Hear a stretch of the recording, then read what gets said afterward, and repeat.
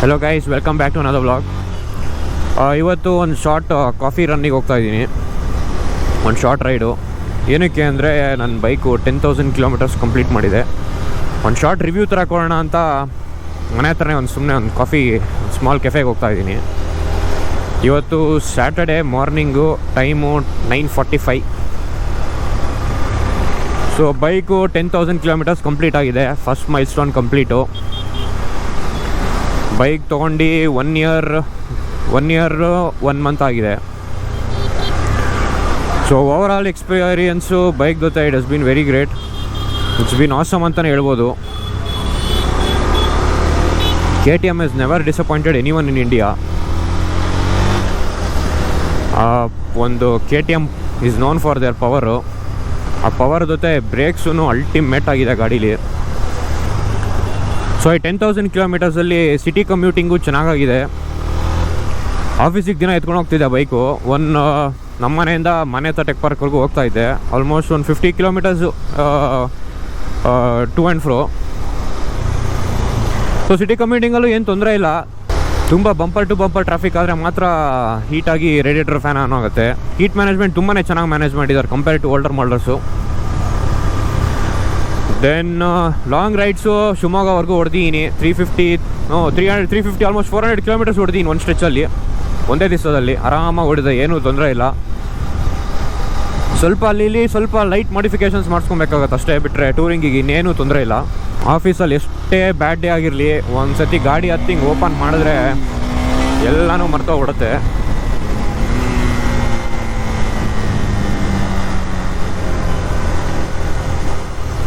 ಬ್ರೇಕ್ಸೂ ತುಂಬ ಯೂಸೇ ಮಾಡಬೇಕಾಗಿಲ್ಲ, engine ಬ್ರೇಕಿಂಗಲ್ಲೇ control ಆಗ್ಬಿಡುತ್ತೆ ಗಾಡಿ. ಆಮೇಲೆ ಬ್ರೇಕ್ಸು ಫ್ರಂಟು ತುಂಬ ಚೆನ್ನಾಗಿದೆ. ರೇರ್ ಬ್ರೇಕು ಅಷ್ಟೇನು ಪವರ್ಫುಲ್ ಇಲ್ಲ, ಎಲ್ಲ ಬೈಕ್ಸ್ ಥರನೂ ಫ್ರಂಟಲ್ಲೇ ಕಂಟ್ರೋಲ್ ಆಗ್ಬಿಡುತ್ತೆ ಗಾಡಿ. ಎನಿ ಗೇರು ಪವರ್ ಅಂತೂ ಶಾರ್ಟೇಜೇ ಇಲ್ಲ ಗಾಡಿಯಲ್ಲಿ. ಸೊ ಗಾಡಿದು ಆ್ಯನ್ಯುವಲ್ ಮೇಂಟೆನೆನ್ಸು ಮತ್ತು ಸರ್ವಿಸ್ ಕಾಸ್ಟ್ ಅಂತ ಬಂದರೆ ಒಂದು 2,500 to 3,000 ರುಪೀಸ್ವರೆಗೂ ಬರುತ್ತೆ. ನಾನು ಇದುವರೆಗೂ ಮಾಡಿಸಿರೋ 3 ಸರ್ವಿಸಸ್ಸು ಎಲ್ಲದು 2,500 to 3,000 ರುಪೀಸ್ ಇದೆ. ನೆಕ್ಸ್ಟ್ ಇನ್ನು ಸ್ವಲ್ಪ ಜಾಸ್ತಿ ಆಗ್ಬೋದು, ಮೋಸ್ಟ್ಲಿ 5,000 ಅನಿಸುತ್ತೆ. ಅವರೇನೋ ಹೇಳ್ತಾಯಿದ್ರು ಸ್ವಲ್ಪ ಜಾಸ್ತಿ ಚೇಂಜಸ್ ಆಗುತ್ತೆ ನೆಕ್ಸ್ಟ್ ಸರ್ವಿಸಿಂದ ಅಂತ. ಸೊ ಮ್ಯಾಕ್ಸ್ 5,000 ಅಂದ್ಕೊಳ್ಳಿ ಒಂದು ವರ್ಷಕ್ಕೆ. Service intervals 7,500 kilometres. ಇಲ್ಲಾಂದರೆ ಟೈಮ್ ಪೀರಿಯಡ್ ಏನೋ ಇದೆ, 6 ಮಂತ್ಸ್ ಅಥವಾ 8 ಮಂತ್ಸ್ ಏನೋ ಕೊಟ್ಟಿದ್ದಾರೆ. 6 ಮಂತ್ಸ್ ಇದೆ correct. 6 months or 7,500 kilometres. So ವರ್ಷಕ್ಕೆ 2 ಸತಿ ಸರ್ವಿಸ್ ಅಂದ್ರೂ ಮ್ಯಾಕ್ಸ್ ಅಂದರೆ ಒಂದು 10,000 ರುಪೀಸು. ಆಮೇಲೆ ಮೈಲೇಜ್ ಬಗ್ಗೆ ಮಾತಾಡಿದ್ರೆ, ಈ ಥರ ಗಾಡಿ ತೊಗೊಂಡ್ಮೇಲೆ ಮೈಲೇಜ್ ನೋಡಬಾರ್ದು. ಆದರೂ ಮೈಲೇಜು ನೀವು ಕರೆಕ್ಟಾಗಿ ಕ್ರೂಸ್ ಮಾಡ್ತೀನಿ ಒಂದು 100-120 ಹತ್ರ ಅಂದರೆ ಆರಾಮಾಗಿ ಒಂದು 24ವರೆಗೂ ಬರುತ್ತೆ. 24ವರೆಗೂ ನಂಗೆ ಸಿಕ್ಕಿದೆ ಈ ಗಾಡೀಲಿ ಮೈಲೇಜು. ಸೊ ಅದು ವೆರಿ ಗುಡ್ ಮೈಲೇಜು ಈ ಥರ ಒಂದು ಪವರ್ ಫಿಗರ್ಸು ಈ ಥರ ಒಂದು ಬೈಕಿಗೆ. ಸಿಟಿ ಕಮ್ಯೂಟಿಂಗಲ್ಲಿ 20 ಮೇಲೆ ಬರೋಲ್ಲ. ಅದು ನೀವು ಕರೆಕ್ಟಾಗಿ ಗೇರ್ ರೇಷೋಸ್ ಎಲ್ಲ ಮೇಂಟೈನ್ ಮಾಡಿದ್ರೆ ಒಂದು 20ವರೆಗೂ ಬರುತ್ತೆ. ಸ್ವಲ್ಪ ರೆಡ್ ಲೈನು ಅವಾಗವಾಗ ಮಾಡ್ತೀನಿ, ರೆಡ್ ಲೈನ್ ಚೆನ್ನಾಗೇ ಮಾಡ್ತೀನಿ ಅಂದರೆ ಒಂದು 15 to 16 ಕಿಲೋಮೀಟರ್ಸ್ ಪರ್ ಲೀಟ್ರ್ ಬರುತ್ತೆ ಮೈಲೇಜು. TFT ಡಿಸ್ಪ್ಲೇಲಿ ಆ್ಯಕ್ಯುರೇಟ್ ಇರೋಲ್ಲ ಅದು. ನೋಡಿ ಇದರಲ್ಲಿ ಎಷ್ಟು ತೋರಿಸ್ತಾ ಇದೆ, 30.6 ಕಿಲೋಮೀಟರ್ಸ್ ಪರ್ ಲೀಟ್ರ್ ಅಂತ ತೋರಿಸ್ತಾ ಇದೆ. ಅದು ಆ್ಯಕ್ಯುರೇಟ್ ಇಲ್ಲ ಅದು. ಈ ಸೆಗ್ಮೆಂಟಲ್ಲಿ ಬೇರೆ ಬೈಕ್ಸು ಬೇರೆ ಆಪ್ಷನ್ಸ್ ಏನಿತ್ತು ಅಂದರೆ, ನಾನು ತೊಗೊಳೋ ಟೈಮಲ್ಲಿ ಇಂಟರ್ಸೆಪ್ಟರ್ ಇತ್ತು. ಇಂಟರ್ಸೆಪ್ಟರ್ 650, GT 650 ರಾಯಲ್ ಎನ್ಫೀಲ್ಡ್ ಅವ್ರದ್ದಿತ್ತು. ಅದು ಬಿಟ್ಟರೆ ಯಮಹಾ R3 ಡಿಸ್ಕಂಟಿನ್ಯೂ ಆಗಿತ್ತು. ನಿಂಜಾ 300 ಇತ್ತು. ಅಪಾಚಿ RTR 310 ಇತ್ತು. ಸೊ ಇಂಟರ್ಸೆಪ್ಟರ್ 650 ಕನ್ಸಿಡರ್ ಮಾಡಿದೆ ನಾನು, ಆದರೆ ನಂಗೆ ಅದು ಅಷ್ಟು ಇಷ್ಟ ಆಗಲಿಲ್ಲ ಗಾಡಿ. ಆಮೇಲೆ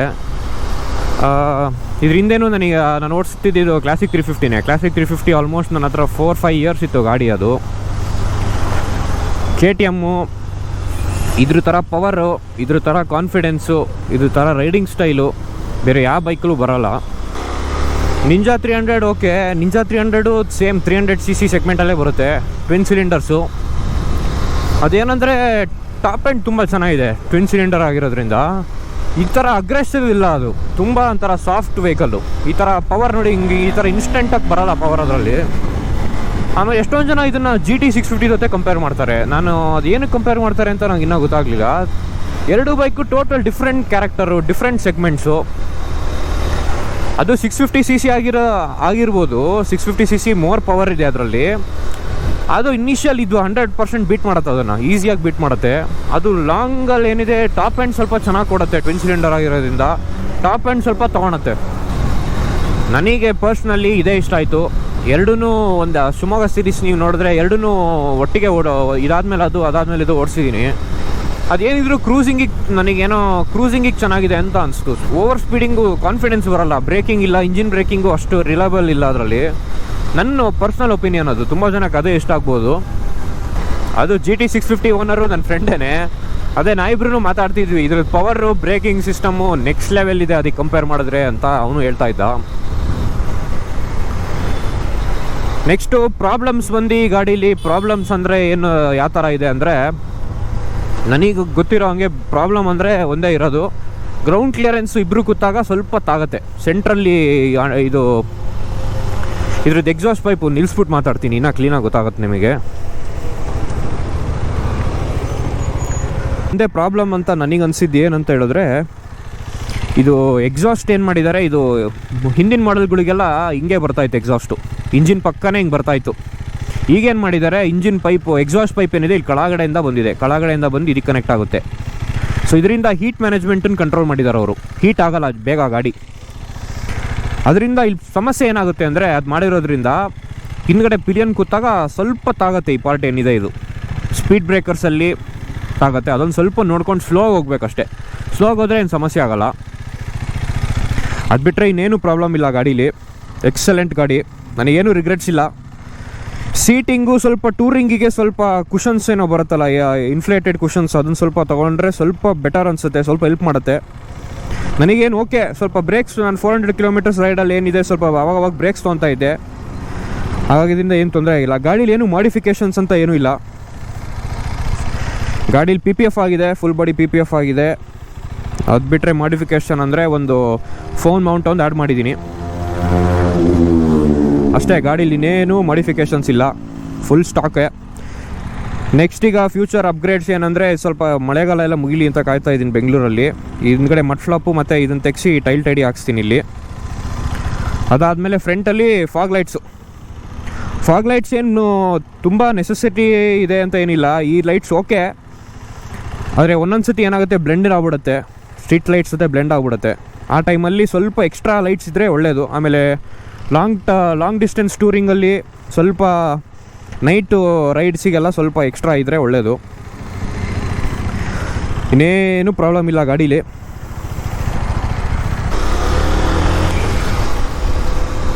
ಓಕೆ, ನನ್ನ ಫ್ರೆಂಡ್ಸ್ ಫೋನ್ ಮಾಡಿದರು ಬ್ರೇಕ್ಫಾಸ್ಟಿಗೆ ಮೀಟ್ ಆಗೋಣ ಅಂತ. ಈಗ ಅವ್ರಿಗೆ ಮೀಟ್ ಮಾಡೋಕ್ಕೆ ಹೋಗ್ತೀನಿ ಡೈರೆಕ್ಟಾಗಿ ಬ್ರೇಕ್ಫಾಸ್ಟಿಗೆ. ನೆಕ್ಸ್ಟು ಇನ್ನೊಂದು ಮೇಜರ್ ಅಪ್ಡೇಟ್ ಆಗಿದ್ದು ಈ ಮಾಡಲಲ್ಲಿ ಏನಂದರೆ, ಕ್ವಿಕ್ ಶಿಫ್ಟರ್ ನಾನು ತುಂಬ ಜನ ಕೇಳೀನಿ, ಅದು ವರ್ಕ್ ಆಗೋಲ್ಲ, ಸೀಮ್ಲೆಸ್ಸಾಗಿ ವರ್ಕ್ ಆಗೋಲ್ಲ, ತುಂಬ ಜಾಮ್ ಆಗುತ್ತೆ, ಅದಾಗುತ್ತೆ ಇದಾಗುತ್ತೆ ಅಂತ ನಾನು ತುಂಬ ರಿವ್ಯೂಸ್ ನೋಡಿದ್ದೀನಿ. ನನಗಂತೂ ಅದು ಆ ಥರ ಎಕ್ಸ್ಪೀರಿಯೆನ್ಸ್ ಯಾವಾಗಲೂ ಆಗಿಲ್ಲ. ಅದು ಆ್ಯಕ್ಚುಲಿ ಇರೋದು ಹೈ ಸ್ಪೀಡ್ಸಲ್ಲಿ ಯೂಸ್ ಮಾಡೋಕ್ಕೆ. ತುಂಬ ಜನ ಸ್ವಲ್ಪ ಲೋ ಸ್ಪೀಡ್ಸಲ್ಲಿ ಸಿಟಿ ಟ್ರಾಫಿಕಲ್ಲಿ ಯೂಸ್ ಮಾಡ್ತಾರೆ ಅನಿಸುತ್ತೆ, ಹಂಗಾಗಿ ಜಾಮ್ ಆಗುತ್ತೆ. ಅದು ಪರ್ಪಸ್ ಇರೋದೇ ಹೈ ಸ್ಪೀಡ್ಸಲ್ಲಿ ಫುಲ್ ಥ್ರಾಟಲ್ ಓಪನ್ ಆಗಿದ್ದಾಗ ಯೂಸ್ ಮಾಡೋಕ್ಕೆ. ಬಟ್ ನನಗೆ ನೋಡಿ, ಈಗ 26-30 ಕಿಲೋಮೀಟರ್ಸಲ್ಲಿದೆ.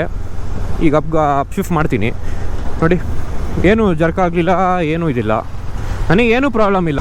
ನನಗೆ ಕ್ವಿಕ್ ಶಿಫ್ಟರಲ್ಲಿ ಏನೂ ತೊಂದರೆ ಇಲ್ಲ, ನನಗೆ ಸೀಮ್ಲೆಸ್ಸಾಗಿ ವರ್ಕ್ ಆಗುತ್ತೆ. ನೋಡಿ, ಅಪ್ ಶಿಫ್ಟ್ ಮಾಡಿದೆ, ಗೊತ್ತೇ ಆಗೋಲ್ಲ ಅವನಸ್ತಿ ಅದು ನೋಡಿ. ಫುಲ್ ಥ್ರಾಟಲ್ ಇದ್ದರೆ ಗೊತ್ತೇ ಆಗೋಲ್ಲ.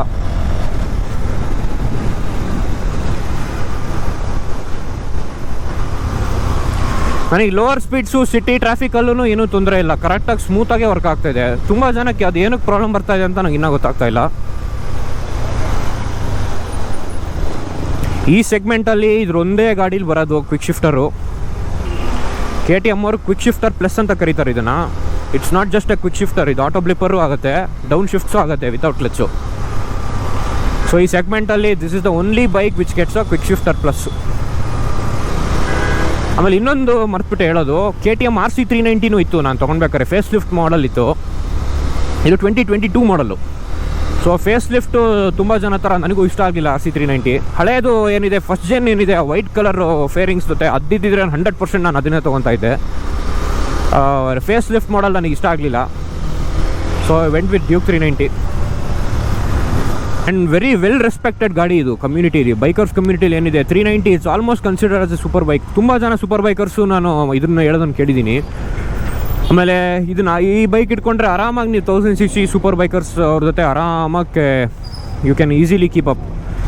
So it's a very well respected bike in the community. ಈ KTM ಇಂಡಿಯಾಗೆ ಈ 390ಇಂದನೇ ಪವರ್ ಅಂದರೆ ಏನಂತ ನಾನು ಡಿಫೈನ್ ಮಾಡಿದ್ದು. ಇದಕ್ಕಿಂತ ಮುಂಚೆ ಯಾವುದೂ ಇಷ್ಟು ಪವರ್ಫುಲ್ ಬೈಕ್ ಇರಲ್ಲ ಈ ಸೆಗ್ಮೆಂಟಲ್ಲಿ. So final conclusion, yes, if anyone is planning to get one, go for it. Royal Enfield Interceptor ಎಲ್ಲ ಏನಿದೆ ಅದು ಆಮೇಲೆ ಓಡಿಸ್ಬೋದು, ವಯಸ್ಸಾದ್ಮೇಲೂ ಓಡಿಸ್ಬೋದು. ಅದು ನಮ್ಮ ಅಪ್ಪ ಹೇಳಿ ಡೈಲಾಗ್ ಅದು. ಸೊ KTM ಏನಿದೆ ಈಗಲೇ ಓಡಿಸ್ಬೇಕು ಹೆಂಗಾಗಿದ್ದಾಗ. ವಯಸ್ಸಾದ್ಮೇಲೆ ಆರಾಮಾಗೆ ಕ್ರೂಸ್ ಮಾಡೋಕ್ಕೆ ರಾಯಲ್ ಎನ್ಫೀಲ್ಡು ಕ್ರೂಸರ್ಸ್ ತೊಗೋಬೋದು. ಸೊ ಈ ಪ್ಯಾಕೇಜ್ ಏನಿದೆ KTM 390 ನನಗೆ ಅದು ತುಂಬ ಇಷ್ಟ ಆಗಿದ್ದು. ಈ ಟಯರ್ಸ್ ಆಗಿರಲಿ, tyres, brakes, power, complete package. ಆಮೇಲೆ ಈ ಟೆಕ್ನಾಲಜಿ ವೈಸು ಕಂಪ್ಲೀಟ್ ಪ್ಯಾಕೇಜು. ಈ ಥರ ಮಾಡ್ರನ್ ಪ್ಯಾಕೇಜ್ ಯಾರೂ ಕೊಡ್ತಾ ಇಲ್ಲ ಇಂಡಿಯಲ್ಲಿ ಆಟ್ ಪ್ರೆಸೆಂಟು. KTM ಒಬ್ಬರೇ ಕೊಡ್ತಾ ಇರೋದು. So go for it. ಒಂದ್ಸತಿ ಟೆಸ್ಟ್ ರೈಡ್ ಮಾಡಿ ನೋಡಿ, ಇಷ್ಟ ಆಗೇ ಆಗುತ್ತೆ. ಓಕೆ, ನನ್ನ ಫ್ರೆಂಡ್ಸ್ನ ಹೋಗಿ ಬ್ರೇಕ್ಫಾಸ್ಟಿಗೆ ಮೀಟ್ ಮಾಡ್ತೀನಿ ಈಗ. So I'll end this vlog here. See you all in another vlog. Hope you enjoyed this. Bye bye, see you soon.